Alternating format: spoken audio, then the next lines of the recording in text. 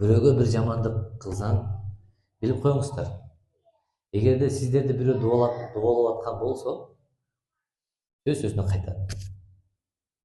Кайтарма деген ошол. Сен кайтарма кылдырып атасыңбы? Кайтат өзү. Ал кылдырасың мейли. Сизде Куран бар. Сизде иман бар, сизде дин бар, сизде Кудай бар. Анын үй бүлөсүнө балдарынан чейт.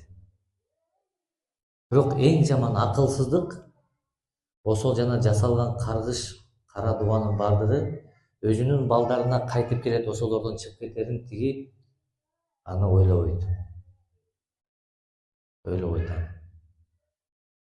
Себеби Аллах Таалам Куранда "Хатамаллаху аля кулубихим ва аля самаихим ва аля басарихим" деген. Кудай Таалам мындай адамдардын жүрөгүн, көзүн, кулагын култап койгон деген. Ал акыйкатты көрүп атса дагы көрбөйт аны.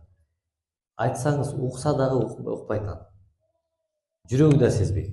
Катып калган таш болуп. Ошон үчүн урматтуу туугандар, иншалла, эгер бирөө сизге кара дуба сыйкыр жазган болсо, кыжаат болбоңуз. Өзүнө кайтат. Өзүнө кайтат. Сиз бул жерде дем салдырып отурасыз. Тиленип отуруңуз Кудайдан.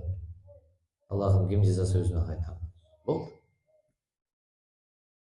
Жин шайтандардан сакта. Тиленип болду. Куран окуп атканда периштелер чыгуулар, ар бир сиздин тилегиңизге амин деп турат.